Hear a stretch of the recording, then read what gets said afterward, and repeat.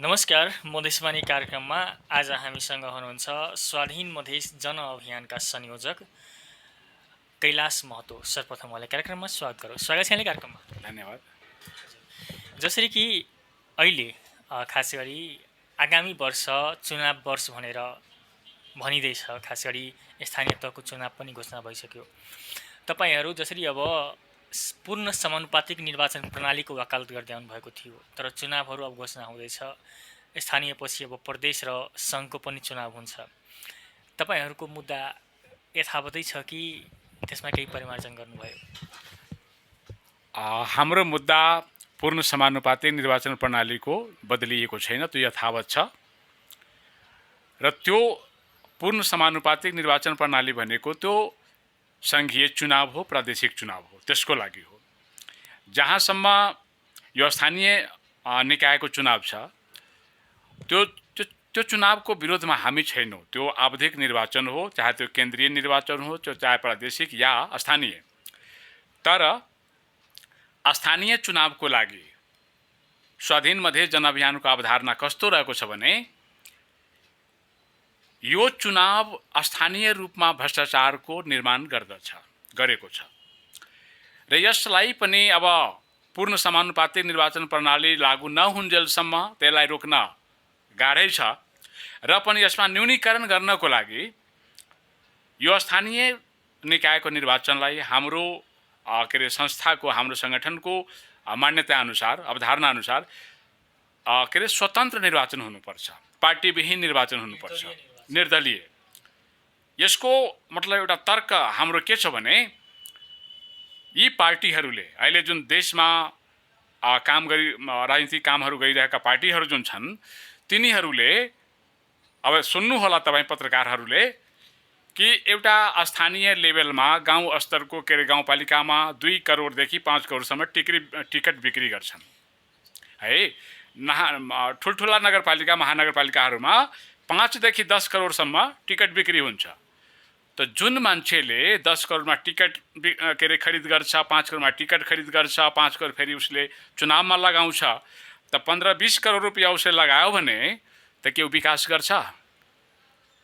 त यो भ्रष्टाचार, एकातर्फ राज्यले भ्रष्टाचार रोक्ने कुरा गर्दैछ, अर्कोतर्फ टिकट बेच्ने काम गर्छ, अनि त्यो करोडौँ रुपियाँ खर्च गर्ने नेताले के गर्छ? त्यो स्वतः भ्रष्टाचार हुन्छ। त्यसमा मतलब हामीले यताउति कुरा गर्नु हुँदैन। त्यो भएर स्वाधीन मधेस जनअभियानको अवधारणा छ कि निर्दलीय चुनाव चाहिन्छ स्थानीय लेभलमा। तर स्थानीय तहमा निर्दलीय चुनाव कसरी हुन्छ त? बिना दलको प्रतिनिधि टिकट कसरी पाउने तिनीहरूले त? टिकटको त्यहाँ पार्टीको टिकटको आवश्यकतै छैन। स्थानीय निकायमा विकास गर्नु छ, आफ्नो समाजको विकास गर्नु छ। समाज न पार्टी हो। स्थानीय नेताको लागि, स्थानीय जनप्रतिनिधिको लागि वा समाजसेवीको लागि त पार्टी त्यहाँ ठुलो कुरा होइन। त्यहाँको विकास ठुलो कुरा हो, त्यहाँको जनता ठुलो कुरा हो, त्यहाँको सडक मतलब अरू अन्य चिजहरू ठुला कुरा हुन् हो। अब जस्तै भारत छ नि, भारतभन्दा बढी लोकतान्त्रिक देश यो छैन तुलना गर्ने हो भने। त्यहाँ त दल छैन स्थानीय लेभलमा। त भारत जस्तो देशमा निर्दलीय चुनाव हुन्छ, यहाँ किन हुँदैन? यहाँ पार्टीको किन आवश्यकता छ? पार्टीले टिकट बेच्ने काम मात्रै गर्छ यहाँ। भ्रष्टाचारको ठेकेदारी पार्टीले गर्छ हो। त्यो हिसाबले, त्यो कारणले पनि स्थानीय निकायको चुनावलाई राज्यले धेरै गम्भीर भएर त्यसलाई निर्दलीय रूपमा लाग्नुपर्छ। यसमा स्वाधीन मधेस जनअभियानको के छ? यसमा कस्तो रोल हुनेछ यो चुनावमा? हेर्नुहोस्, म एकदम क्लियर कुरामा भन्न चाहन्छु। हामी जे छौँ, जहाँ छौँ, त्यही कुरा हामी गर्छौँ। हामी अन्य पार्टी जस्तो, अन्य सङ्गठन नेता जस्तो तेलको तार बनाउने वा जो छँदै छैन त्यो वकालत गर्ने हामी गर्दैनौँ। हाम्रो सङ्गठन अहिले इनिसियल पोजिसनमा छ। हामी जति शक्तिशाली हुनुपर्ने थियो त्यो हामी बन्न सकेका छैनौँ। हामी त्यो क्रममा छौँ र हामी यो मेसेजलाई, यो सन्देशलाई जनतामा लान्छौँ।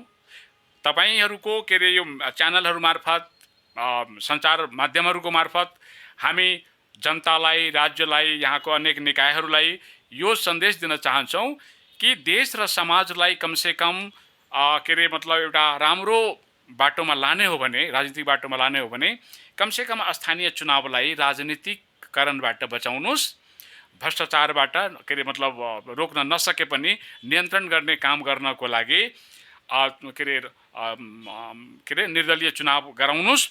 यो सन्देश हामी स्वाधीन मधेस जनअभियानको के अरे मतलब उसबाट गर्छौँ, दिइरहेका छौँ। र हामी म महिनाको 20-22 दिन बाहिरै बस्छु, जिल्ला बाहिर हैन। म तयारीमै छु र हाम्रो तयारी भयो भने हामी स्थानीय चुनाव हुनुभन्दा पहिला नै राज्यलाई हामीले ज्ञापन पत्र दिन्छौँ र यो चुनावलाई रोक्नुहोस्, यो चुनाव बदल्नुहोस् त प्रणाली त्यो भन्छौँ। र राम्रो हाम्रो तयारी भयो भने हामी चुनावको विरोधमा जान्छौँ। भनेपछि यो चुनावमा तपाईँहरूको सहभागिता रहँदैन? बिल्कुल रहँदैन, किनकि लुटेराहरूको चुनाव हो, यो भ्रष्टहरूको चुनाव हो। यसले समाजलाई बर्बाद गर्छ, आर्थिक अनियमितता मात्रै गर्ने होइन।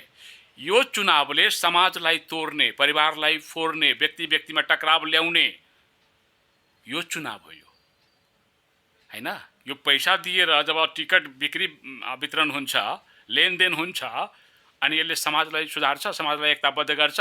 त जुन समाजमा समाजीकरण छैन, जुन समाजमा सामाजिक एकीकरण गर्न दिँदैन जुन चुनावले, त्यो समाजले, त्यो राजनीतिले समाजलाई एकताबद्ध बनाउन सक्छ। र जबसम्म समाज एकताबद्ध हुँदैन तबसम्म कुनै महाकालले समाजमा विकास, अमन चयन खडा गर्न सक्दैन। भनेपछि तपाईँहरू चुनाव अगाडि नै, अब चुनावको त 90 दिनभन्दा केही बाँकी मात्रै छ, 3 महिना मान्नु, लगभग 3 महिना बाँकी छ। यो अवधिभित्र तपाईँहरूले अब सरकारलाई ज्ञापन पत्र दिनुहुन्छ कि निर्दलीय चुनाव गराउनुहोस्। यदि तपाईँहरूको कुरा मानेन भने कस्तो किसिमको अवरोध अथवा अवरोध गर्ने कि त्यसका विपक्षमा अभियान चलाउने? हामी अहिले पनि विपक्षमै छौँ। सरकारको जुन केन्द्रीय के अरे चुनावी प्रणालीदेखि लिएर स्थानीयसम्मको चुनावको विरुद्धमा हामी अहिले पनि छौँ। जहाँसम्म विरोध गर्ने कुराको सवाल छ त्यो अब शक्तिमा भर पर्छ। हामीले मौखिक रूपले हैन, मनोवैज्ञानिक ढङ्गले, तार्किक ढङ्गले, शब्दको ढङ्गले, मिडियाको ढङ्गले हामीले सरकारलाई आह्वान गरेकै छौँ, अनुरोध गरेकै छौँ, गर्छौँ पनि कि यो चुनाव गलत प्रणालीमा छ, यसलाई सुधार्नुहोस्। हाम्रो शक्ति निर्माण यो 90 दिनमा भयो भने हामी निर्वाचनभन्दा अगाडि नै ज्ञापन पत्रको साथमा हामी सरकारको विरुद्धमा, यो निर्वाचनको विरुद्धमा खडा हुन्छौँ। भएन भने अहिले जस्तो शक्ति छ त्यही शक्तिलाई हामीले परिचालन गर्ने हो। धेरै मतलब शक्ति हुँदै नभएको शक्तिलाई कहाँ खर्च गर्ने? भनेपछि तपाईँहरूले अवरोध कस्तो किसिमको अवरोध गर्ने कि त्यसका अब चुनावी प्रक्रियाले बिथोल्ने कस्तो किसिमको तपाईँको असहयोग हुन्छ? मैले भने नि हाम्रो शक्तिमा भर पर्छ। शक्ति हामीसँग देखियो भने हामी मतलब मैदानमै उत्रेर विरोध गर्छौँ। चुनावै नहुने दिने मतलब उसमा हामी जान्छौँ। मधेसमा मात्रै कि देशभरि? अब हामी त मधेसी न हो, हाम्रो जहाँ औकात हुन्छ त्यही नै गर्ने हो। र यो देशलाई हामीले एउटा पाठ सिकाएका छौँ। त्यतिखेर म फोरममा थिएँ, फोरम नेपालमा। मधेसले मात्रै नै चुनाव रोकेको थियो। मधेसले चुनाव रोक्यो, देशको चुनाव रोक्यो। मधेस यति पावरफुल, यति शक्तिशाली छ कि सारा चिज त मधेसमा नै छ। त जुन दिन मधेस चुनावलाई बहिष्कार गर्छ त्यो दिन देश आफै बहिष्कार गर्छ चुनावलाई। त धेरै हामीले टाउको दुखाउनु पर्दैन कि हामीले गोर्खामा गएर बहिष्कार गर्नुपर्ने कुरा होइन। मधेसले गर्यो। हजुर, अब यस्तै खास गरी अब स्थानीय चुनावपछि प्रदेश र सङ्घको पनि चुनावको मिति घोषणा हुन्छ। खास गरी मधेसको दृष्टिकोण, मधेसमा कस्तो किसिमको माहौल देख्नुहुन्छ? चुनावी कस्तो माहौल छ अहिले? म अहिले आजमा आएको छु, रौतहट, बारा, पर्साको भ्रमणबाट यहाँ काठमाडौँमा आज बिहान आएको छु। र मैले आफ्नो कुराहरू, हामीले आफ्ना कुराहरू स्वाभिमान के स्वाधीन मधेस जनअभियानको पब्लिकमा सुनाउँदाखेरि पब्लिकले हाम्रो मुद्दालाई नाइ भन्ने कुनै आधार मैले देखेको छैन। सबैले एकदम अच्छा मुद्दा है, हम लोग भी साथ देंगे भन्ने कुराहरू आइरहेको छ। तर एउटा के छ भने चुनावलाई मानिसले एउटा पर्वको रूपमा लिएको छ। उसका त्यसका पछाडि धेरै कारणहरू छन् हैन। त्यो कारणहरू धेरै लामो छ, यहाँ व्यक्त नगरौँ। र यो 5 वर्षपछि हुने जुन आवधिक चुनाव छ यसमा मान्छेले उत्साह पनि देखाएका छन्। र उत्साह ती मान्छेहरूमा बढी छ जसले यो चुनावको बारेमा धेरै जानकारी राखेको छैन, यसले के गर्छ। तर जब यो चुनावको बारेमा हामी चिरफार गर्छौँ समाजमा, त्यसपछि समाज संवेदनशील भएको मैले पाएको छु र म चाहन्छु हामी अझै पनि कोसिसमा छौँ। हाम्रो सङ्गठन वा हाम्रो सङ्गठनभन्दा पनि एउटा जनलहर निर्माण हामीले गर्न सक्यौँ भने हामीले राज्यलाई चेतावनी दिन सक्छौँ। भनेपछि स्थानीय र प्रदेश र सङ्घीय चुनावमा जसरी तपाईँहरूको पूर्ण समानुपातिक निर्वाचन प्रणाली जुन तपाईँहरूको जुन अवधारणा छ, त्योभन्दा पहिलेसम्म तपाईँले त्यो किसिमको माहौल बनाउन सक्नुहुन्छ? त्यो मैले ठोकुवा गर्न सक्दिनँ, तर सङ्घीय र प्रादेशिक चुनावको अगाडि म विश्वस्त छु, हामी विश्वास छौँ कि हामी एउटा त्यो शक्ति निर्माण गरिसक्छौँ होला कि स्थानीय चुनावमा हाम्रो शक्ति अब कति चल्छ त्यो मलाई थाहा भएन, तर सङ्घ र प्रदेशको चुनावमा हामीले एउटा शक्ति निर्माण गर्छौँ र राज्यलाई हामीले यो गलत निर्वाचन प्रणाली जुन छ, मिश्रित निर्वाचन प्रणाली, भ्रष्ट प्रणाली, यसमा सुधार गर्न हामीले बाध्य पार्छौँ। यो हाम्रो विश्वास हो। हजुर, अब हामी अलिक फरक प्रसङ्गमा जाउँ। जसरी कि अब किसानको नाममा करिब 1.5 महिनासम्म आन्दोलन भयो, एउटा जनमत पार्टीले आन्दोलन गर्यो। अहिले कस्तो देख्नुहुन्छ आन्दोलन? किसानको आन्दोलन कहाँ हरायो कि त्यो चुनावको लागि मात्रै थियो? के छ त्यसको धारणा त स्वाधीन मधेस जनअभियानको? राम सुकुलजी, तपाईँले फेसबुकको मेरो स्टेटसहरू हेर्नुभयो भने यो किसानको नाममा जुन दिन आन्दोलन घोषणा भयो हैन, र खास गरी 11 गते पुसको दिन, किनकि 11 गते जुन पुसको दिन जुन तोडफोड भएको थियो, त्यो तोडफोडको बसमा म आफै थिएँ, म परिवार साथमा थिएँ र त्यहाँ पुलिस प्रशासन छैन, 2 जना पुलिस, एउटा महिला र पुरुष मात्रै थिए। यो जनमत पार्टीका केटाहरूले जबरजस्ती पुलिसहरूमाथि ढुङ्गा मुढा गरेका छन्, जबरजस्ती म बसेको बसमा ठुलो पत्थर हानेको छ। पुलिसको एक रति गल्ती छैन। यिनीहरूले माहौल बनाउनको लागि पुलिससँग धक्का मुक्का गरेको हो, अश्रु ग्यास प्रहार गर्न लगाएको हो। यसमा न पुलिसको गल्ती छ, न राज्यको गल्ती छ, न कुनै यात्रुको गल्ती छ। सारा गल्ती जनमत पार्टीको केटाहरूको गल्ती छ, मेरो नजरले देखेको। र त्यही दिन मैले एउटा स्टेटस लेखेको थिएँ, यो किसान आन्दोलन हुँदै होइन, यो राजनीतिक स्टन्ट हो, यो चुनावी स्टन्ट हो।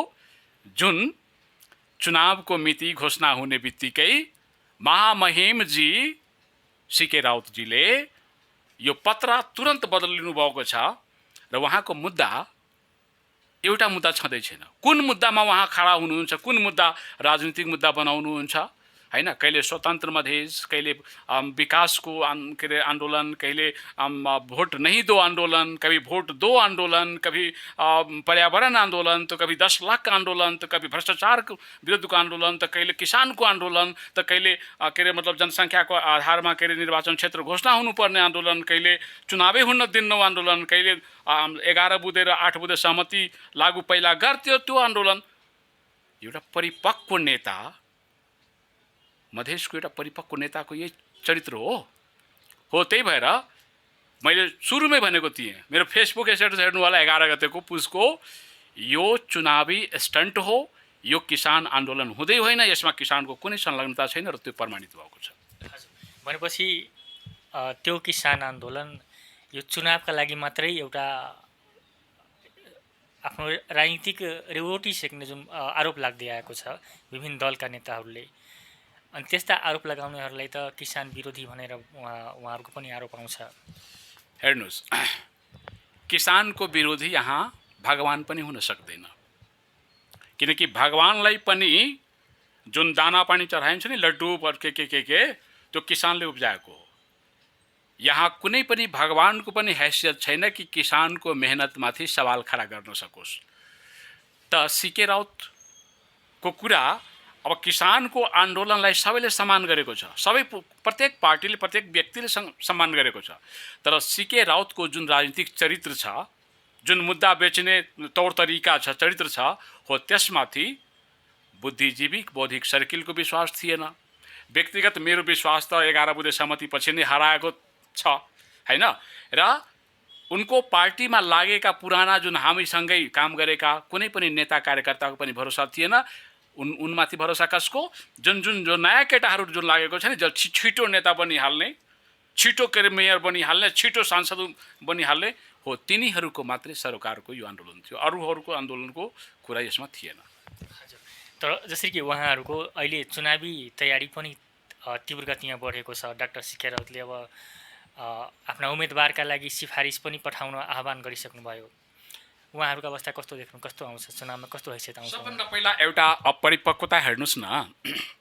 उहाँले केही दिन अगाडि आफ्नै फेसबुकबाट सीके राउतले लेख्नुभएको थियो, जबसम्म जनसङ्ख्याको आधारमा निर्वाचन प्रणाली मतलब सिट बाँडफाँड गरिदिने मधेसमा 53.600 अनुसार जबसम्म 8 बुँदे र 11 बुँदेलाई सम्बोधन गरिँदैन हैन, तबसम्म मधेसमा हामी चुनाव नहुने दिन कुरा पनि उहाँले राष्ट्रिय मिडियाहरूमा गर्नुभएको छ।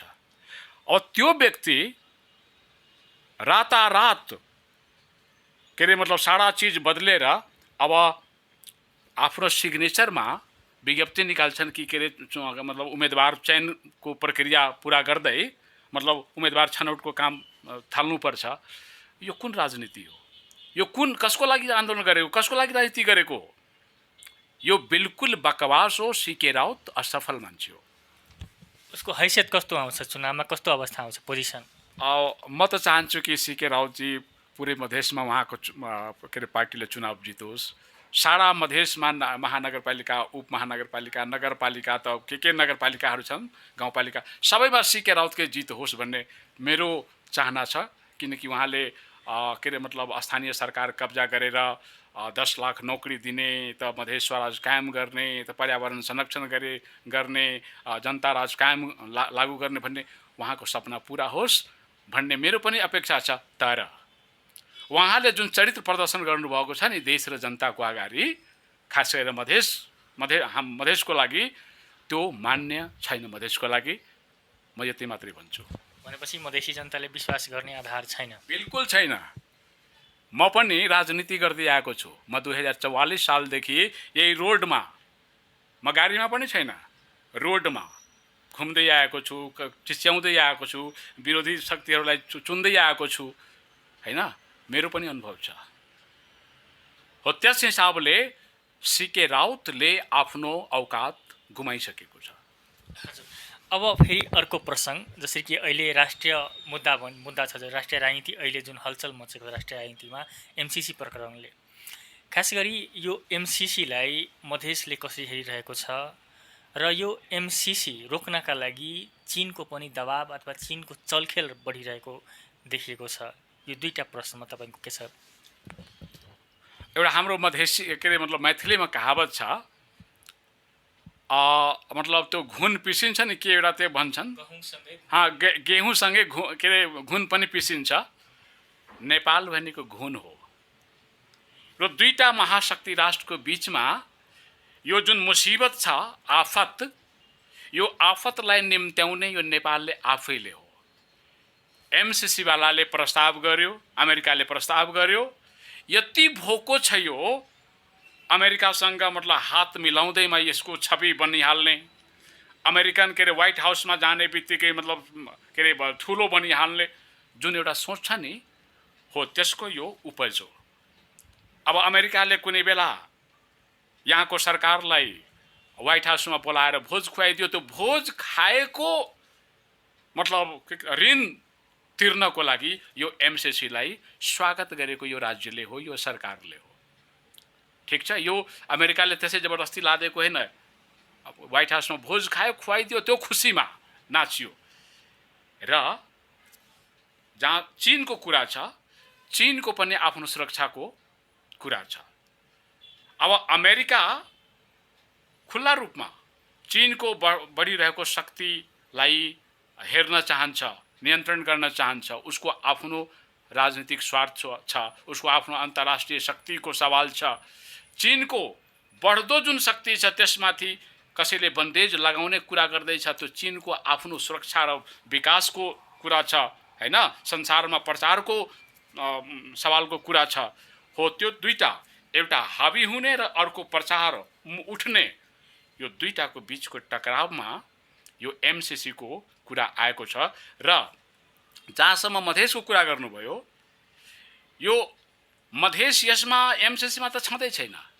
किनकि मधेसलाई यो राज्यले मतलब आफ्नो के अरे मतलब भूमि मान्दछ, यहाँको राजनीतिले आफ्नो राजनीति मानेको छैन।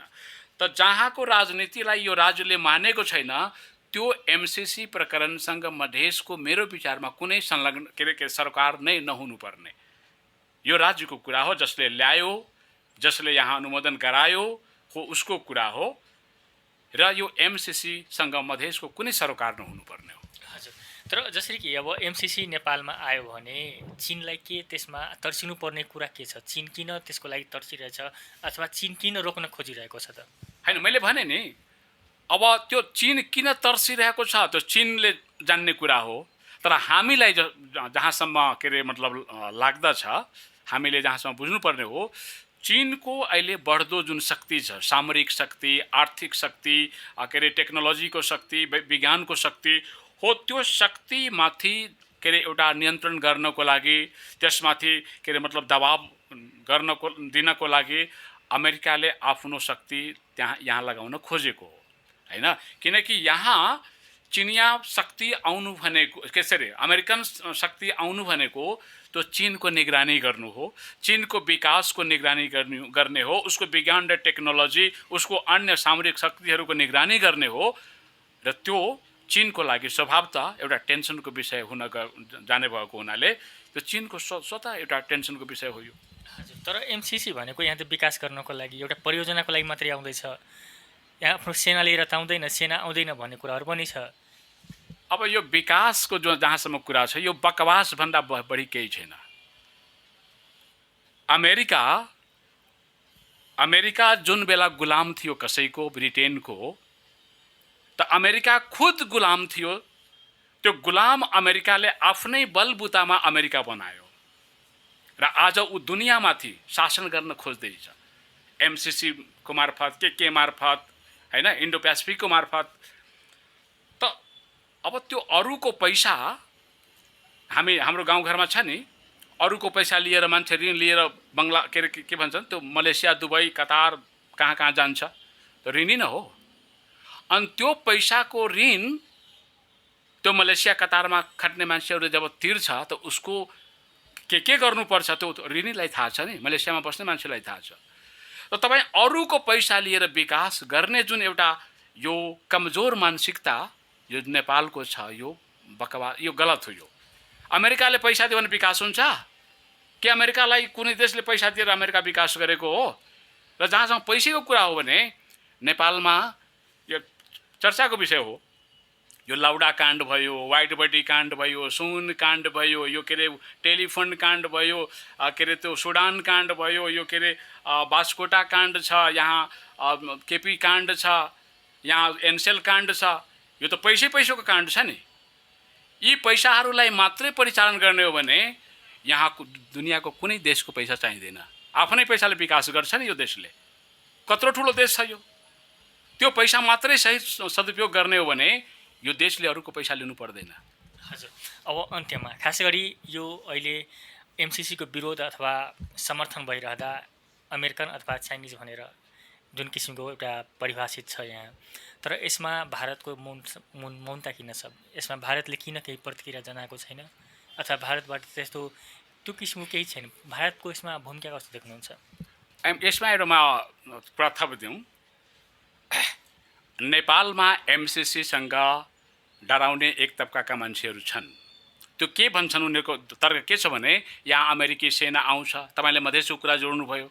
म यसमा के भन्न चाहन्छु भने मैले यस कारणले भने कि मधेसले यसमा संलग्नता देखाउनु नै मतलब बिना भ्यालु दिनुभन्दा पनि आफै आफ्नो भ्यालु आफै खोज्नु सरको हुन्छ। मधेस र मधेसी यस्ता हामी छौँ जसमाथि यहाँको नेपाली सेनाले शासन गरिरहेको छ। त्यो नेपाली सेनाले हामी मधेसीलाई आफ्नो नागरिक ठानेकै छैन। हामीलाई गैर नागरिक, अनागरिक ठानेर हामीमाथि जुन बन्दुक तर्साएर, बन्दुक तिर्स्याएर, मतलब धाकधम्की देखाएर शासन गरिरहेको छ, भोलि हुन सक्छ उनीहरूको शङ्का अनुसार कि अमेरिकन सेना आउँछ यहाँ र के गर्छ।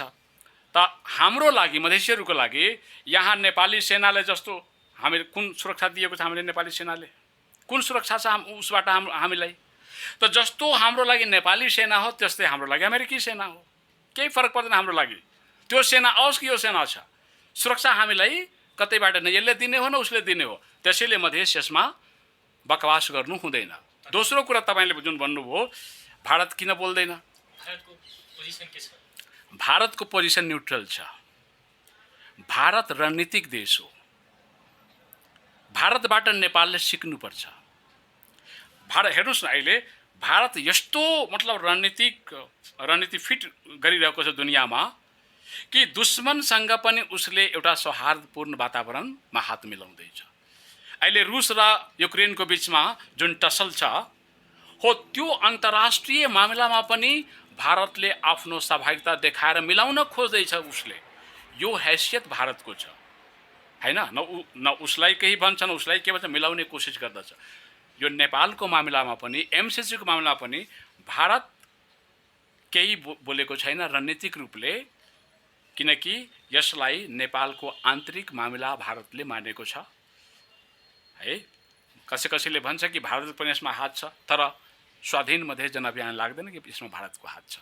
भारत न्युट्रल छ, ऊ रणनीतिक रूपमा यसलाई हेरिरहेको छ र रणनीतिक रूपले चीन अमेरिका र नेपाललाई मतलब के अरे संयोजन गरेर एउटा निकास दिन खोजेको छ भारतले। भनेपछि एमसीसीबाट भारतलाई त्यो किसिमको त्रास अथवा भय छैन? भारतलाई एमसीसीबाट के त्रास हुन्छ? कुनै त्रास छैन यसबाट, किनकि भारतको सरकारको कुरै छैन यो।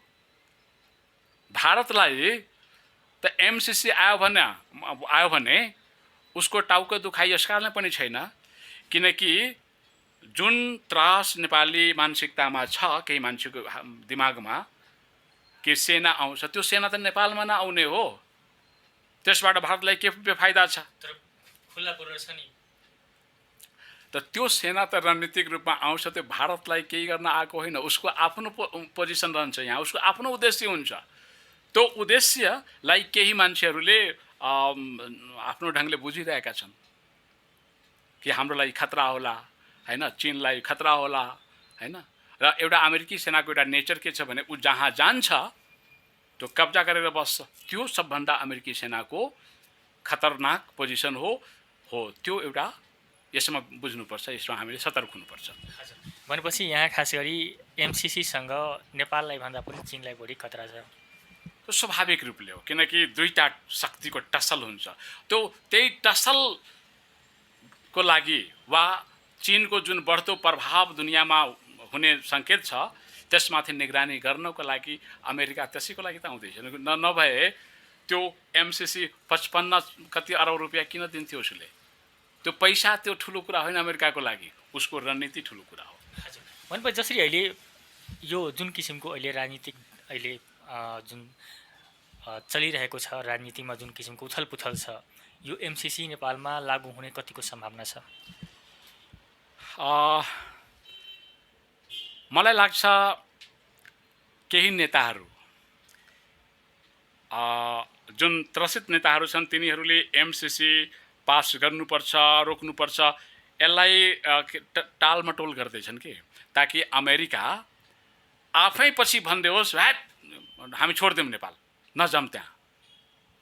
त्यो मतलब मानसिकतामा केही नेताहरू छन् कि अमेरिका आफै थाकेर मतलब एमसीसी फिर्ता लान्छन्। तर अमेरिकाको जुन रणनीति छ हो त्यो अमेरिका पनि कायम रहन्छ, किनकि अमेरिकाले जबरजस्ती सन्धि गरेको होइन, त्यो उसको एमसीसी को सहमति गरेको होइन, नेपाल आफैले स्वीकार गरेर ल्याएको हो।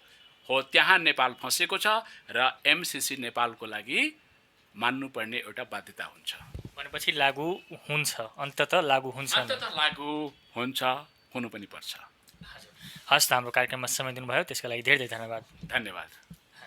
मधेसवाणी कार्यक्रममा आज हामीसँग हुनुहुन्थ्यो स्वाधीन मधेस जनअभियानका संयोजक कैलाश महतो।